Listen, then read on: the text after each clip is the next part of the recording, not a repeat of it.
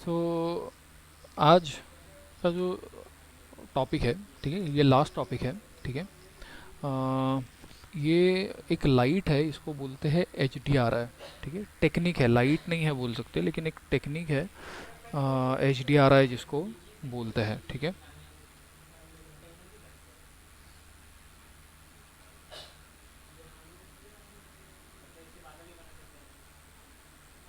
ठीक, H D R I. So H D R I का जो फुल फॉर्म है वो है हाई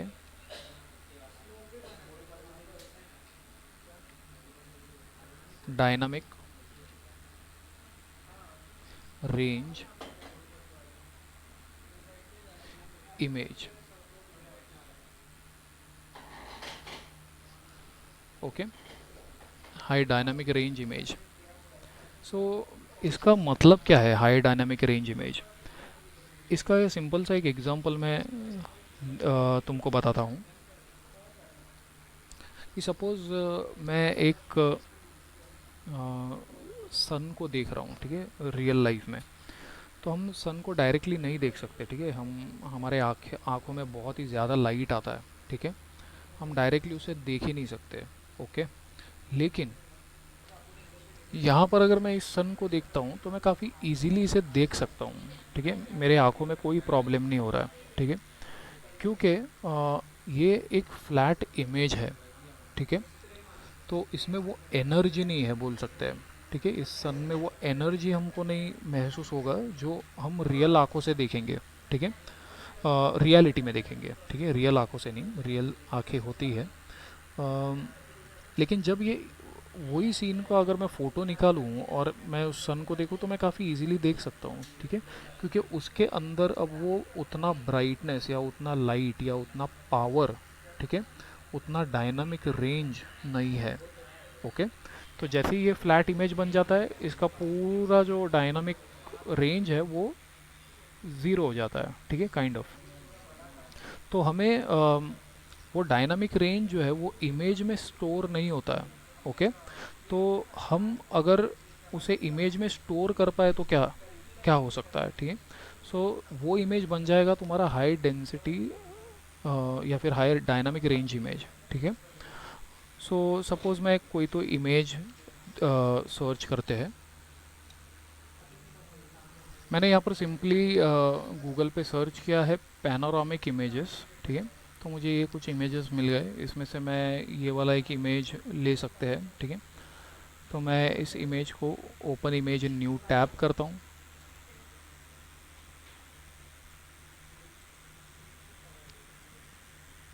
ठीक है, अभी ये मून लाइट है, अपन सनलाइट का कुछ देखते हैं।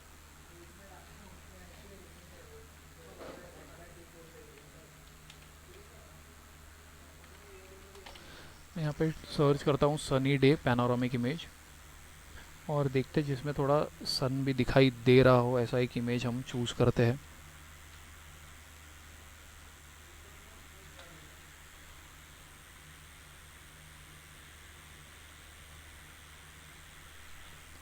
सपोज़ अभी के लिए मैं ढूंढने से अच्छा ये एक है तो इसको ही यूज़ करके देखते हैं। Open image in new tab और इस इमेज को मैं सेव करता हूँ, ठीक है। तो राइट क्लिक, सेव इमेज, और मैं डेस्कटॉप पर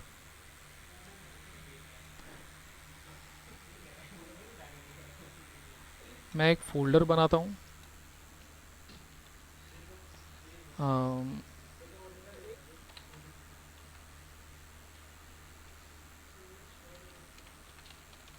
पैनोरामिक इमेज इसके अंदर जाते हैं और इसे मैं सेव करता हूँ, ठीक है। Image 1 save. और मैं फिर आते हैं फ़ोटोशॉप के अंदर और फ़ोटोशॉप में मैं यहाँ से फाइल में आके ओपन करता हूँ वो सेम इमेज।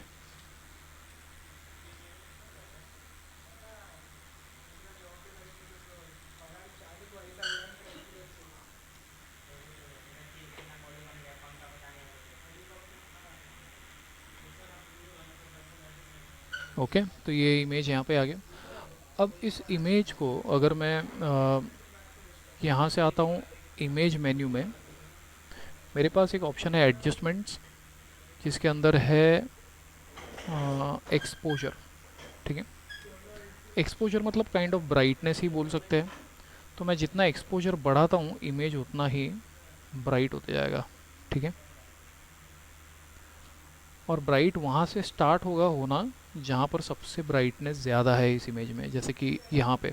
ठीक है, तो जब मैं एक्सपोजर बढ़ाता हूँ तो पहला एरिया उस पर अफेक्ट होगा, ओवरऑल भी होगा लेकिन ज़्यादा इस पे होगा। ठीक है, और सबसे एंड में तुम्हारे जितने डार्क पार्ट है, जैसे कि यहाँ पे ये पूरा ब्लैक है, तो वो बढ़ेगा। ठीक है, लेकिन तब तक यही तुम्हारा आएगा। ठीक है, तो अभी एक्सपोजर जो है वो मैं क्या करता हूँ, स्पेसिफिक एरिया का बढ़ाते हैं, मैं इसको कैंसिल करते हैं। अब उससे पहले अगर मैं एक्सपोजर माइनस में लेकर जाता हूँ तो क्या हो रहा है, ये पूरा इमेज ब्लैक हो रहा है, जबकि देखा जाए तो सन सबसे ब्राइट है।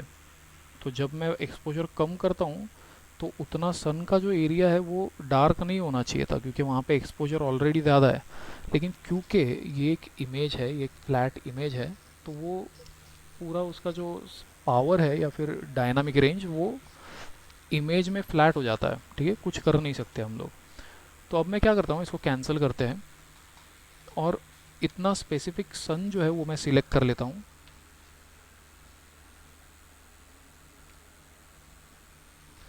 ठीक है, और इतने एरिया का मैं एक्सपोजर बढ़ा देते हैं।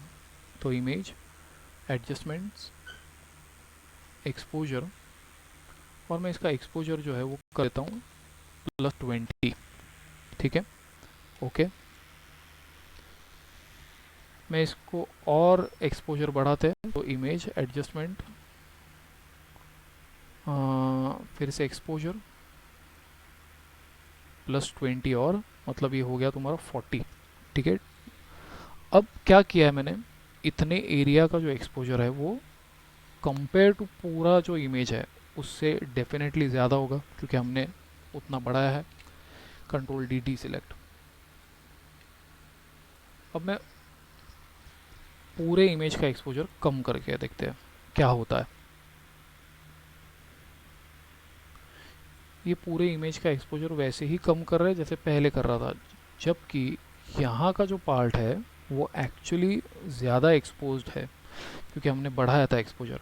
लेकिन कोई असर नहीं हो रहा है, क्योंकि ये इमेज जो है ये तुम्हारा हाई डायनामिक रेंज इमेज नहीं है, तो ये ज़्यादा कलर रेंज को सेव नहीं कर सकता है।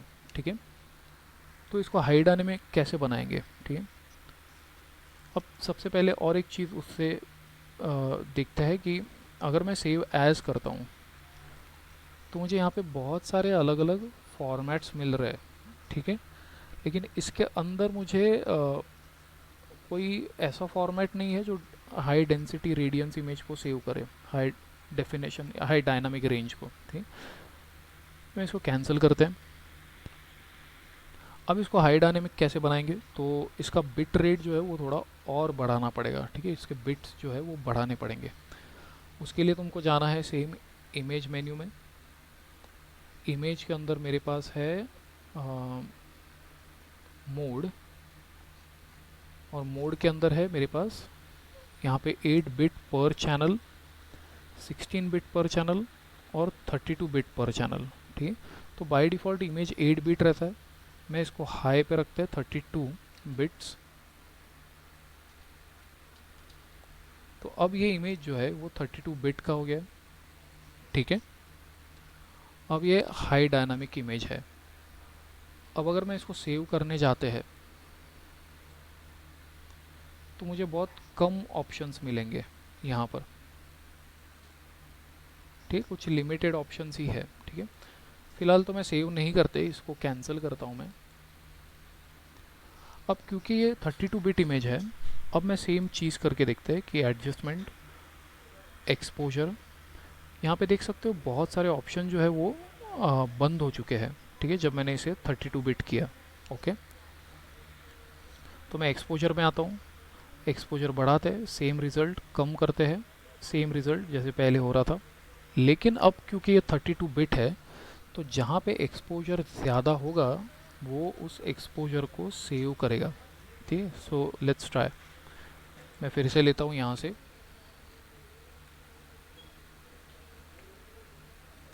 इतना पार्ट मैं सिलेक्ट करता हूँ, इमेज, एडजस्टमेंट, एक्सपोजर, और लास्ट टाइम अपन ने +20 किया था और 2 बार किया था, मतलब 40। लेकिन इस बार मैं सिर्फ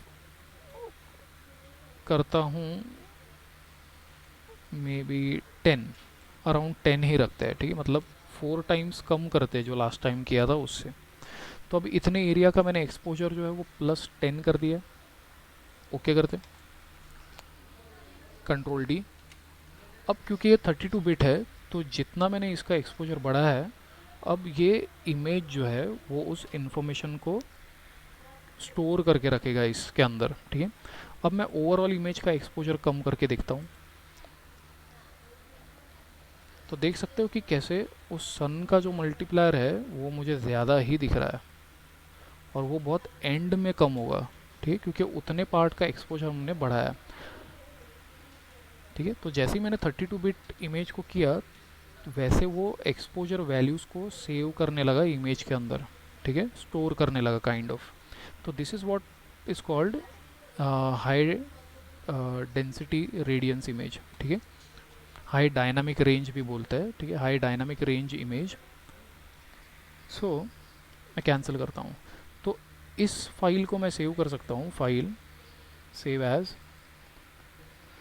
तो मुझे फॉर्मेट बहुत कम फॉर्मेट मिलेंगे, एक्सटेंशंस। उसके अंदर हमारे पास एक फॉर्मेट है कॉल्ड रेडियंस, जिसके अंदर HDR आता है। तो मैं इसको नाम देके अभी सेव कर सकते हैं, HDR रेडियंस फॉर्मेट में सेव।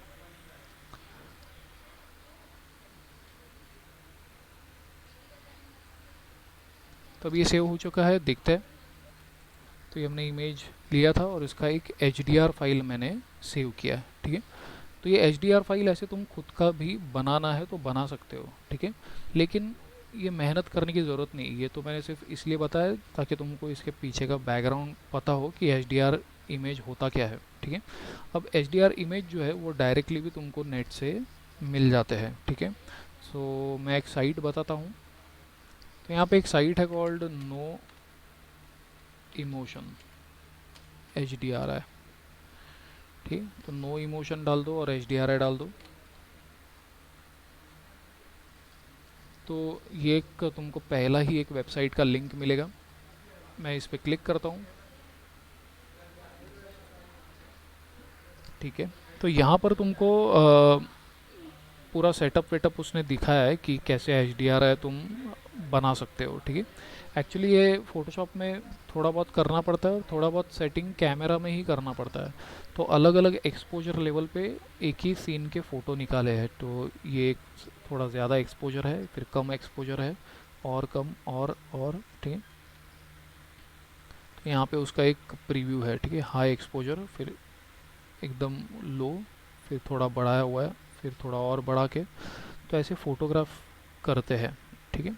सेम यहाँ पर भी है, थोड़ा हाई एक्सपोजर में लिया हुआ है और वो सेम सीन यहाँ पे ऐसे। तो यहाँ पर पूरा इन्फॉर्मेशन दिया हुआ है कैसे HDRI बनाते हैं, और भी कुछ लिंक्स यहाँ पे दिए हुए हैं, उसके ऊपर जाके तुम पढ़ भी सकते हो और थोड़ा स्टडी कर सकते हो HDRI पे अगर तुमको इंटरेस्टेड है।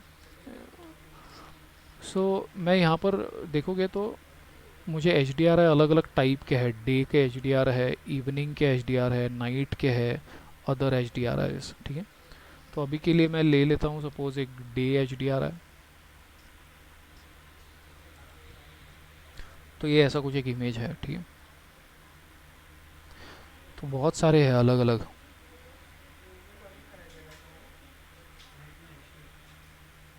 तो बहुत से है, ठीक है, अलग अलग।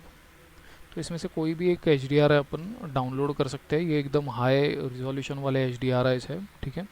तो मैं सपोज़ ले लेता हूँ ये वाला, ठीक है।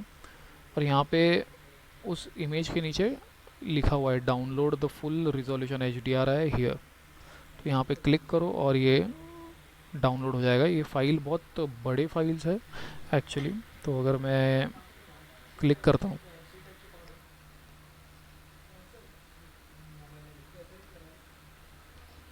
ओके, तो ये डाउनलोड होने में थोड़ा टाइम जाएगा, लेकिन मैंने पहले से ही एक HDRI नेट से डाउनलोड किया हुआ है। तुम देख लो वो साइट पे बहुत सारे हैं, इवनिंग के भी है, नाइट के भी है, ठीक है, other H D are eyes है, वो सब फैक्ट्री वैक्ट्री के भी है ऐसे, ठीक। तो तुम देख लो कैसा तुमको लाइटिंग चाहिए वैसे। तो मेरे पास ये एक एच डी आर है ऑलरेडी, ठीक है, मैं इसका ही यूज़ कर सकता हूँ। तो मैं आता है 3D मैक्स में, मैं यहाँ पर एक सिंपल सा कुछ तो सीन क्रिएट करते हैं।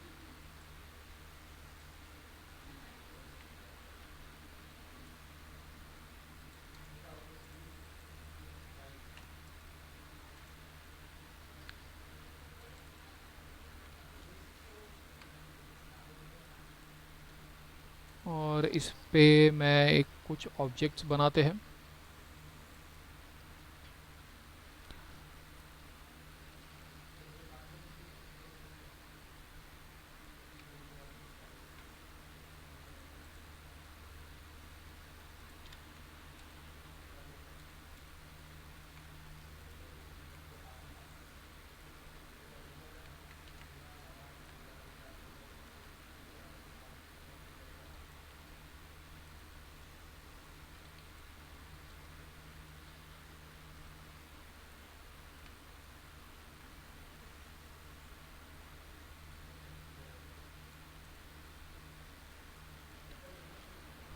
ओके, और क्विकली मैं इनको कुछ मटेरियल्स ऐड करते हैं।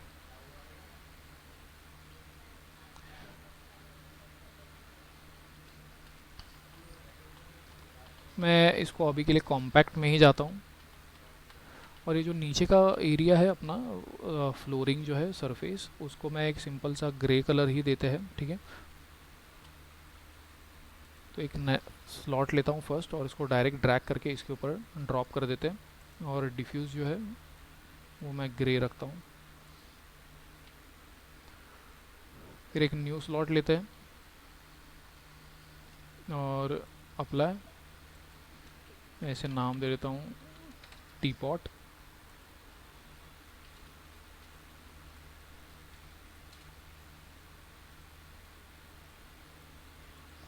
और मैं इसे रिफ्लेक्शन दे देते हैं अराउंड 50,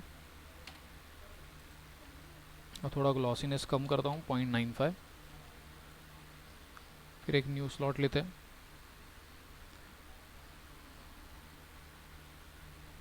और इसका जो डिफ्यूज़ है वो मैं रखता हूँ ब्लैक।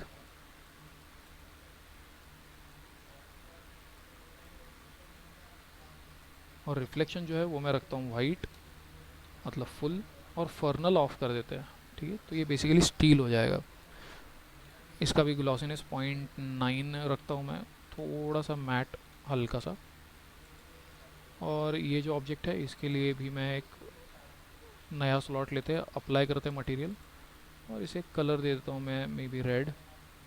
थोड़ा सैचुरेशन डाउन करते हैं और थोड़ा रिफ्लेक्शन ज़्यादा रखते हैं, 100 और समथिंग। अब ये एक सीन है मेरे पास, और रेंडर सेटिंग जो है वो सेम आएगा जो अपन जनरली रखते हैं, जनरल सेटिंग। तो मैं रेंडर सेटअप जो है वो भी सेट कर देता हूँ। फ्रेम बफर ऑफ कर देता है। प्रोग्रेसिव, ठीक है, प्रोग्रेसिव ही रखता हूँ मैं अभी के लिए। कलर मैपिंग एक्सपोनेंशियल रखते हैं। इमेज फ़िल्टर जो है वो मैं रखता हूँ मे बी एरिया, ठीक, या फिर मिशेल नेट्रावली।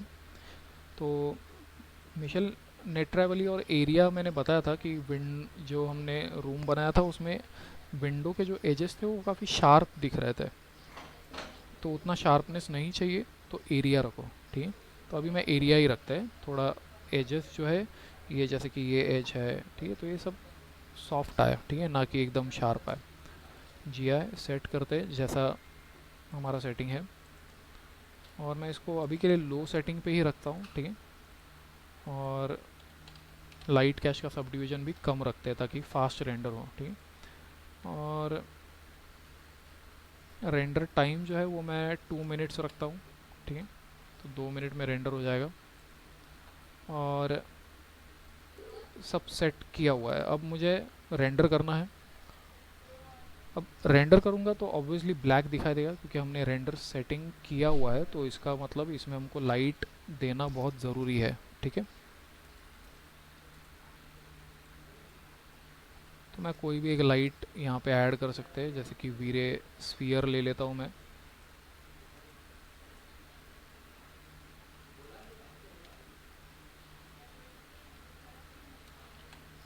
रेंडर।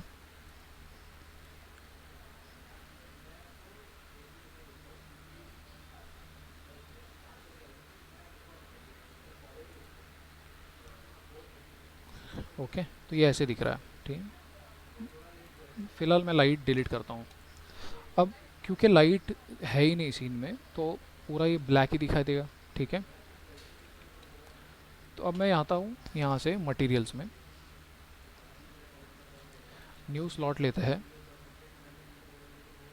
और यहाँ से वीरे मटेरियल पे मैं क्लिक करता हूँ और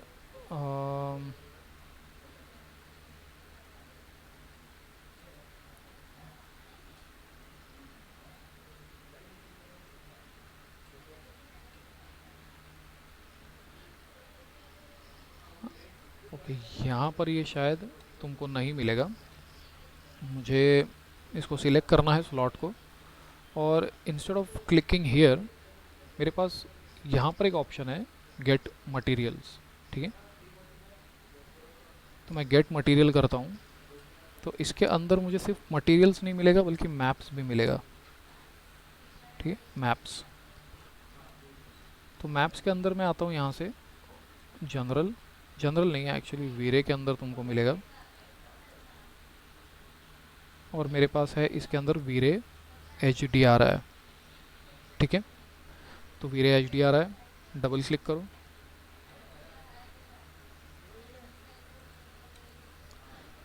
तो ये मुझे एक वीरे एच डी आ रहा है स्लॉट मिल जाएगा। ठीक है, यहाँ पर ये पूछ रहा है कि बिट मैप मतलब कौन सा इमेज चाहिए। तो हमको वो जो एच डी आर हमने डाउनलोड किया है वो तुमको यहाँ पर वो लोकेट करना है।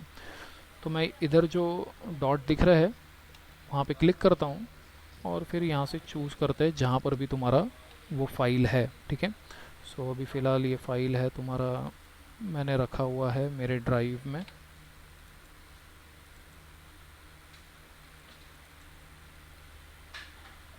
तो ये एच डी आर आई फाइल है। ठीक है, इसको सिलेक्ट करते हैं तो यहाँ पर ये दिखा रहा है इमेज कैसा है। मैं इसको सिलेक्ट करके ओपन करता हूँ। तो देखो, तो यहाँ पर ये इमेज आ जाएगा। अब जनरली एच डी आर आई इमेज जो होते हैं वो एकदम डिस्टॉर्टेड होते हैं। ठीक है, यहाँ पे देख सकते हो कि कैसा ये डिस्टॉर्टेड है। तो ये बेसिकली स्फीरिकल इमेज होता है। ठीक है, मतलब इसको अगर मैं स्फीयर पे अप्लाई करूँ तो एकदम ये जॉइंट हो जाएगा। ठीक है, सो अगर मैं यहाँ पर अदर एच डी आर आई में देखता हूँ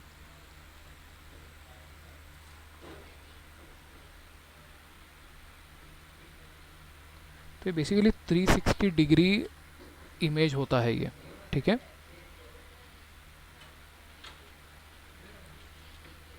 तो बेसिकली इसमें होता ये है कि यहाँ पर जो तुम्हें ये दिख रहा है ब्रिक का, ठीक है, ये जो छोटा सा ब्रिक का जो वॉल है, इसी के आगे वाला जो कंटिन्यू पार्ट है वो ये है। ठीक है, मतलब ये पॉइंट एक्चुअली ज्वाइन होगा इस पॉइंट से। ठीक है, तो ये 360 डिग्री इमेज होता है। ओके, इसीलिए यहाँ पर जब इमेज लेके आते हो तो मुझे यहाँ मैपिंग का टाइप मिलता है जो कि 3D Max स्टैंडर्ड मैपिंग है। तो इसे हमेशा हमको रखना पड़ेगा स्फेरिकल। ठीक है, तो ये जो मैप है वो पूरे स्फेरिकली अप्लाई होगा एनवायरनमेंट पे। ठीक है, तो इसको स्फेरिकल रखना है हमेशा। ठीक है, मैं इस स्लॉट के ऊपर डबल क्लिक करके यहाँ पे देखते हैं, यहाँ पर हॉरिजॉन्टल और वर्टिकल रोटेशन भी है। तो अगर मैं इसको रोटेशन बढ़ाऊँ तो देखो, तो वो इमेज 360 डिग्री रोटेट हो रहा है।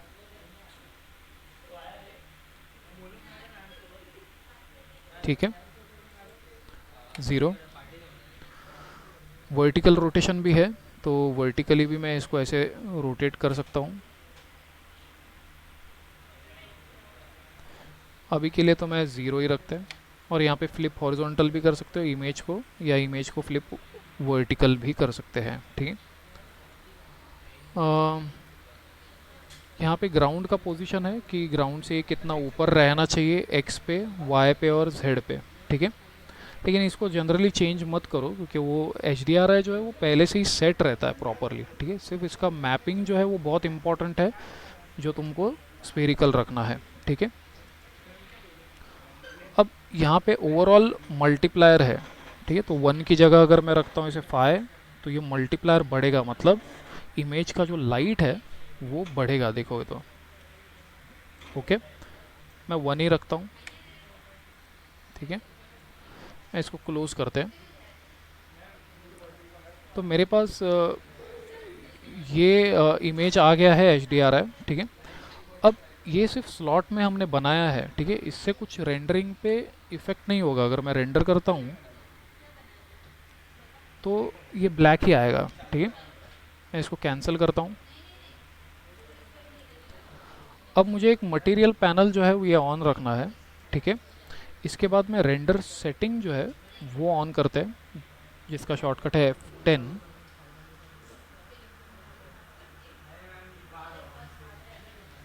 ठीक है। और एक एनवायरनमेंट एंड इफेक्ट्स ऑन करते हैं रेंडरिंग में जाके, एनवायरनमेंट एंड इफेक्ट्स, ठीक है। ये तो एनवायरनमेंट, तो इसका शॉर्टकट है 8, ठीक है। तो ये तीनों पैनल में ऑन रखता हूँ। तो M for material, F10 render setup और 8 एनवायरनमेंट एंड इफेक्ट्स। अब ये जो तुम्हारा एच डी आर आई है, ठीक है, मैं यहाँ पर रेंडर सेटिंग्स में वीरे टैब में आता हूँ, ठीक है। वीरे टैब में मेरे पास यहाँ नीचे एनवायरनमेंट एक चीज़ है, ठीक है। तो एनवायरनमेंट में यहाँ पर मेरे पास है जी आई एनवायरनमेंट। मैं इसको ऑन करता हूँ और इस जी आई एनवायरनमेंट पे ये जो हमने एच डी आर आई मैप बनाया है इसको ड्रैग करके इसके ऊपर डालते हैं एज अ इंस्टेंस, ठीक है। इंस्टेंस में इसलिए रख रहा हूँ ताकि अगर मैं मटेरियल स्लॉट में इस एच डी आर आई को कुछ भी चेंज करते हैं, जैसे कि इसका हॉरिजॉन्टल पोजीशन में चेंज करता हूँ, ठीक है, रोटेशन फ्लिप करता हूँ, तो वो यहाँ पर भी अपडेट होगा, ठीक है। और ये सेम मैप को उठा के मुझे एनवायरनमेंट पे भी डालना है, ठीक है। तो मैं यहाँ पर भी डाल देता हूँ एज अ इंस्टेंस। तो ये जो एनवायरनमेंट है ये बेसिकली ये पीछे वाला एनवायरनमेंट है जो हमको ब्लैंक दिखता है, ठीक है। जब हम रेंडर करेंगे तो ये एरिया ब्लैक दिखाई देगा, तो वो एरिया ब्लैक ना दिखाई दे इसलिए ये वाला एनवायरनमेंट है। तो यहाँ पर जो भी मैं इमेज डालूँगा वो इमेज मुझे एनवायरनमेंट में दिखाई देगा। फिर ये वाला जो एनवायरनमेंट है ये एक्चुअली तुम्हारा लाइट जनरेट करेगा। तो क्योंकि मेरे पास एक एच डी आर आई इमेज है, और एच डी आर आई इमेज क्या होता है मैंने बताया था कि इसके अंदर लाइट का इन्फॉर्मेशन स्टोर रहता है। तो इसका अंदर का जो लाइट है वो मेरा 3D Max के एनवायरनमेंट में मैंने डाला हुआ है। तो अब स्काई में से एक लाइट आएगा और वो लाइट इस इमेज में से आएगा, ठीक है। इसलिए इस प्रोसेस को IBL भी बोलते हैं, ठीक है। IBL stands for image based lighting, ठीक है, इमेज बेस्ड लाइटिंग, ठीक है। तो एच डी आर आई जो है वो एक IBL टेक्निक है, मतलब इमेज बेस्ड लाइटिंग टेक्निक, ठीक है। तो सीन में एक भी लाइट नहीं है, ओके, एक भी लाइट हमने ऐड नहीं किया है, लेकिन एनवायरनमेंट पे मैंने H D R I apply किया है, ठीक है। तो मैं इसको क्लोज करते हैं। अब मैं रेंडर करके देखता हूँ।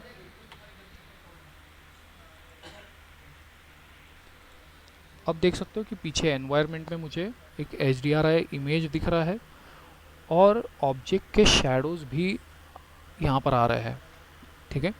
तो शैडो कहाँ से क्रिएट हो रहा है, तो उस इमेज के अंदर जो लाइट है वो लाइट इस सीन को हमारे लाइट अप कर रहा है, ठीक है। तो रिफ्लेक्शन में भी मुझे यहाँ पर वो इमेज दिखाई देगा, ठीक है। इस बॉल को मैं स्टील बनाते हैं, इसके ऊपर शायद हमने अप्लाई नहीं किया वो मटेरियल, तो सिलेक्ट स्टील वाला मटेरियल मैं अप्लाई करते हैं, अब चेक करते हैं।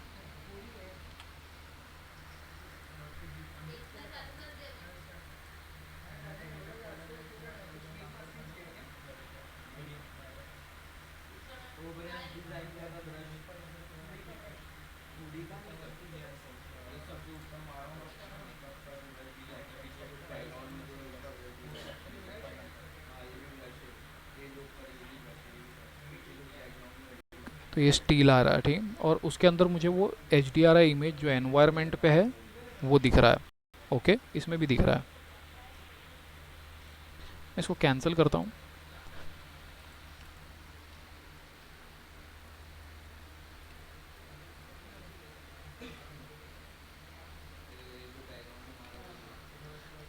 रेंडर।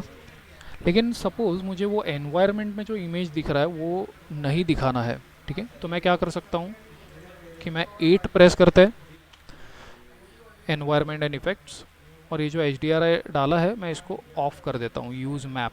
तो ये जो मैप डाला हुआ है वो नहीं दिखाई देगा, ठीक है। रेंडर। लेकिन इससे प्रॉब्लम क्या हो रहा है, क्योंकि बैकग्राउंड में कोई इमेज ही नहीं है, तो मेरे ऑब्जेक्ट के रिफ्लेक्शन में भी कोई इमेज नहीं दिखाई देगा, ठीक है। तो इसकी वजह से थोड़ा ये अच्छा नहीं दिख रहा है, ठीक है। तो ये पूरा ऐसे दिखा देगा, ठीक है। कैंसिल करता हूँ मैं। तो क्योंकि एनवायरनमेंट में से मैंने इस मैप को ऑफ किया है, अब मैं यहाँ पर आता हूँ रेंडर सेटअप में। तो F10,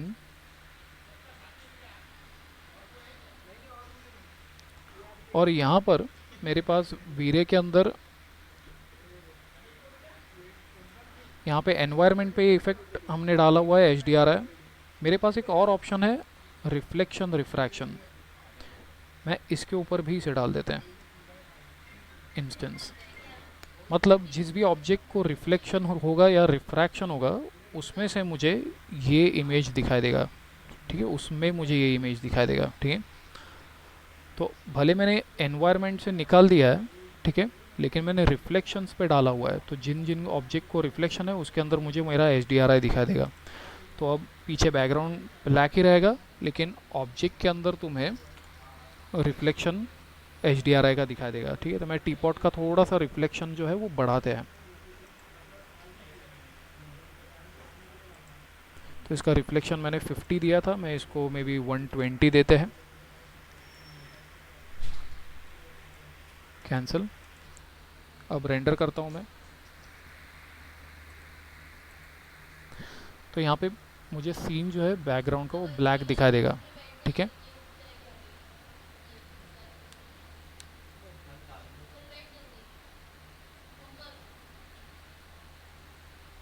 और अगर लाइट तुमको कम लग रहा है इसका, कि कम लाइट आ रहा है, तो तुम एच डी आर आई जो मटेरियल स्लॉट था उसमें ओवरऑल मल्टीप्लायर बढ़ा सकते हो, ठीक है। सो मटेरियल्स में आते हैं, ठीक है। तो ये H D R I lightings है, ठीक है। सो ऐसा कुछ रिजल्ट मिलेगा। अब H D R I lightings क्यों यूज़ करना चाहिए, तो ये ज़्यादातर यूज़ होता है एक्सटीरियर्स में, ठीक है। तो मान लो कि मुझे एक स्पेसिफिक मूड क्रिएट करना है, जैसे कि मुझे दोपहर का ही सीन दिखाना है, तो दोपहर के हिसाब से मुझे लाइटिंग वैसे ही एडजस्ट करना पड़ेगा, लाइटिंग लाइट्स का कलर सेट करना पड़ेगा, ठीक है, और बहुत सारी चीज़ें करनी पड़ेंगी। वही अगर मेरा ओवरकास्ट लुक है, ठीक है, ओवरकास्ट मतलब, तो यहाँ पर मैंने ओवरकास्ट सीन ऐसे डाला, तो ऐसा जो सीन होता है दिस इज़ कॉल्ड ओवरकास्ट। मतलब इसमें क्या होता है कि सन जो है वो कम्प्लीटली क्लाउड से छुप गया रहता है, तो मुझे डे सीन ही है, ठीक है, लेकिन सनलाइट है ही नहीं, ठीक है, सनलाइट प्रॉपर सनलाइट नहीं है, क्योंकि कम्प्लीटली ये ढक चुका है, ठीक है। So this is called overcast. तो ये ओवरकास्ट जैसा लुक है। तो अगर मुझे ऐसे मूड्स क्रिएट करने हैं रेंडरिंग में, तो मैं हर बार लाइटिंग उस हिसाब से करते बैठूँ तो बहुत टाइम जाएगा, ठीक है। फिर ऐसा सीन दिखाना है कि बारिश होने वाला है, क्लाउडी, तो उस हिसाब से मुझे वैसे लाइटिंग करना पड़ेगा, जो कि बहुत मुश्किल है और टाइम कंज्यूमिंग है। लेकिन अगर मैं ऐसा ही कोई इमेज ढूंढता हूँ एच डी आर आई, ठीक है, जो क्लाउडी है, तो मैं डायरेक्ट वही इमेज एच डी आर आई से लाइट कर सकते हैं मेरे सीन को, तो वो सीन वैसे ही दिखाई देगा, क्योंकि लाइट उस इमेज में से आ रहा है। ठीक है, तो एच डी आर आई के कुछ रेंडर्स देखते हैं।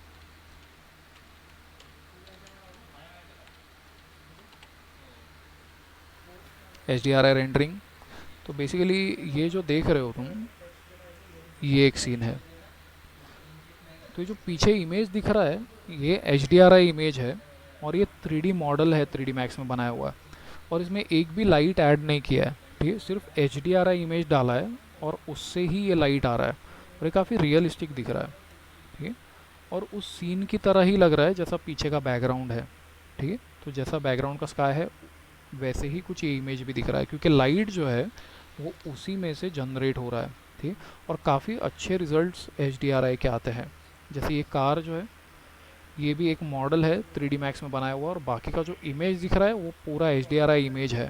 ठीक है, तो उस एच डी आर आई इमेज में से ही ये लाइट आ रहा है, और क्योंकि इमेज बैकग्राउंड में भी रखा हुआ है, तो वो बिल्डिंग विल्डिंग का रिफ्लेक्शन भी इसमें दिख रहा है, और ये ऐसा लगेगा कि ये कार रियलिस्टिक ही है। ठीक है, क्योंकि लाइट जो है वो डायरेक्टली बैकग्राउंड से आ रहा है। ठीक है, तो ऐसे एच डी आर आईज अलग अलग तुमको मिल जाएंगे। ठीक है, एच डी आर आई के अगर आर्किटेक्चरल रेंडर्स दिखते हैं,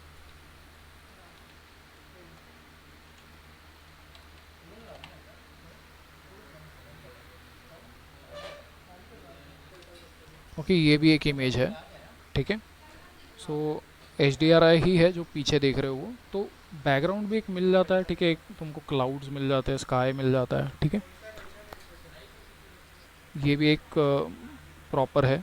ठीक है, इसमें दिखाया है उसने क्ले रेंडर किया है। ठीक है, तो पीछे जो पूरा सीन बनाया है वो पहले बना लिया है, और फिर उसके अंदर एच डी आर आई इमेज से लाइट अप किया है उसको। ठीक है, और काफ़ी अच्छे रिजल्ट्स आते हैं अगर जितना तुम टाइम स्पेंड करोगे इस पर। ठीक है, उतना ही। ठीक, तो यहाँ पर पीछे तुम्हारा एच डी आर आई इमेज है।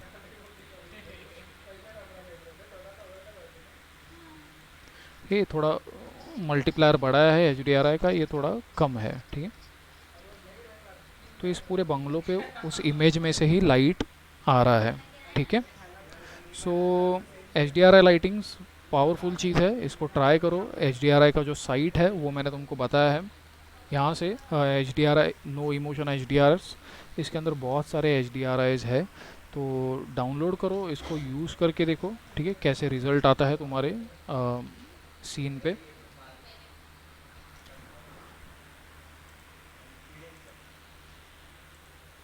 ओके, ये तो एक सिंपल सा मैंने ऑब्जेक्ट्स बनाया है, लेकिन तुम कुछ एक सिंपल एक बंगलो का स्ट्रक्चर सिर्फ बना सकते हो, और उसके ऊपर H D R I lightings apply करके देखो। ठीक है, सो ट्राई करो, और कुछ डाउट्स आते हैं तो तुम मुझे बाद में पूछ सकते हो। ठीक है, तो ये हमारा लास्ट लेक्चर था वीरे का। ठीक है, तो इस पर प्रैक्टिस करो। लाइट्स हमारे पास जो है वीरे लाइट, वीरे लाइट के अंदर हमारे पास डिस्क लाइट है, स्फीयर लाइट है, वो भी यूज़ करो। ठीक है, आई एस लाइट है, उसका प्रीसेट हमने देखा था। वीरे सन है, एम्बियंस लाइट उतना यूज़ नहीं होगा। ठीक है, मैंने भी इतना यूज़ नहीं किया है पिछले 6-7 साल में, तो ये यूज़ होता ही नहीं है जनरली। तो ये एक लाइट्स है, और कैमरा जो है वीरे फिज़िकल कैमरा, वो भी बहुत ही इम्पोर्टेंट फैक्टर है रेंडरिंग में, क्योंकि इससे हम लोग एक फ़ोटोग्राफिक अप्रोच दे सकते हैं हमारे रेंडरिंग को। ठीक है, लाइट को बैलेंस करना है, जो भी करना है वो डायरेक्ट कैमरा से ही मैं कर सकता हूँ। ठीक है, तो ये सारी चीज़ें जो हमने देखी, मटेरियल से लेकर लाइटिंग से लेकर कैमरा तक और रेंडर सेटिंग्स, ये सारी चीज़ें ट्राई करो। ठीक है, और एक्सपेरिमेंट करो, और ट्राई भी करोगे तो मैं यही सजेस्ट करूँगा कि इमेज कोई तो लो। जैसे कि मैं यहाँ पर लिविंग रूम मैंने सर्च किया है गूगल पे, तो कोई तो सिंपल सा ले लो। ठीक है, ज़्यादा जिसमें मॉडलिंग ना हो ऐसे, और मॉडल भी कहाँ से डाउनलोड करने हैं मैंने बताया था। अभी जैसे ये एक है,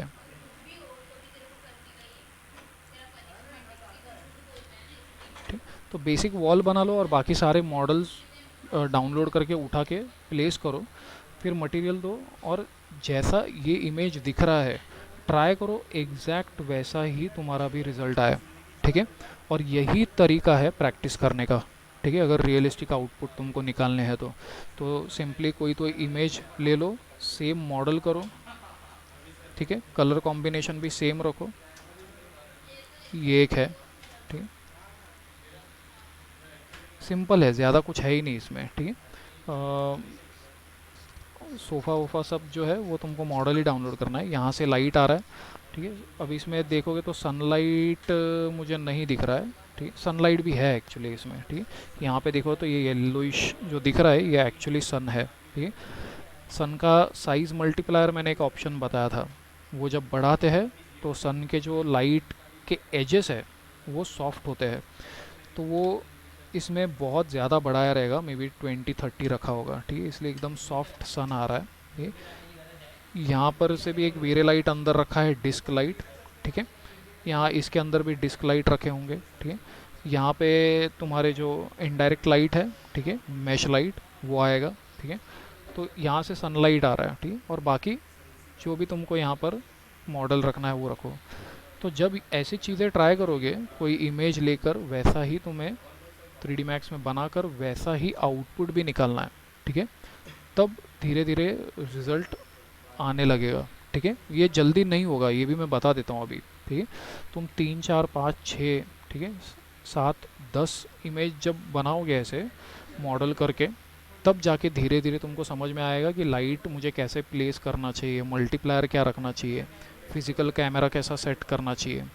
और सिर्फ ये मत देखो कि इसके अंदर मॉडल कैसा किया है, लाइटिंग कैसे दिया है, ठीक है, मटेरियल्स क्या है, ये तो देखना ही है। साथ में और एक चीज़ ये भी देखना है कि कैमरा प्लेसमेंट क्या है, ठीक है, कैमरा का एंगल कैसे यूज़ किया है, ठीक है। अलग अलग इमेजेस में अलग अलग एंगल्स तुमको दिखाई देते हैं, ठीक है। अब इसमें देखो तो ये फ्लैट एंगल है, ठीक है, ये फ्लैट एंगल हुआ एकदम सामने से, लेकिन कोई कोई 45 डिग्री से रहता है, ठीक है। तो इधर का भी वॉल दिख रहा है, इधर का भी वॉल दिख रहा है, ठीक है। तो ये 45 डिग्री पे हुआ, ये फ्लैट हुआ एकदम, एकदम स्ट्रेट सामने से मैं इसको देख रहा हूँ, ठीक है। तो प्लेसमेंट भी देखो कैमरा के कैसे करते हैं इमेजेस में, ठीक है। सो ये सारी चीज़ें टेक्निकल तुमको सोचना पड़ेगा, ठीक है। और जितना बनाओगे उतना आएगा, और जितना बनाओगे उतना ही डाउट्स आएंगे, और उस डाउट को मुझे पूछो तो वो सॉल्व होते जाएगा, तो तुमको और डेप्थ में समझते जाएगा कि ये कैसे होगा, ठीक है। मैं अभी एक ट्राई कर रहा हूँ एक फेसबुक एक्सक्लूसिव ग्रुप बनाने का, ठीक है। तो उसमें सिर्फ इंटीरियर के ही स्टूडेंट्स होंगे, ठीक है। तो वहाँ पे तुम अपने फ़ोटोज़ जो भी मतलब तुम बना रहे हो, कुछ डाउट्स आ रहे हैं तो वो स्क्रीनशॉट लेके वो ग्रुप में पोस्ट कर सकते हो। एकदम प्राइवेट ग्रुप रहेगा वो, और उसमें मैं देखूंगा किसका क्या प्रॉब्लम है, तो मैं वहाँ पे कमेंट में ही सॉल्व करूँगा, ठीक है। तो ऐसा भी एक प्लान है, लेट्स सी, ठीक है। सो आज देखो इतना ही चीज़ें ट्राई करके, ओके। सो यहीं पे रुकते हैं आज।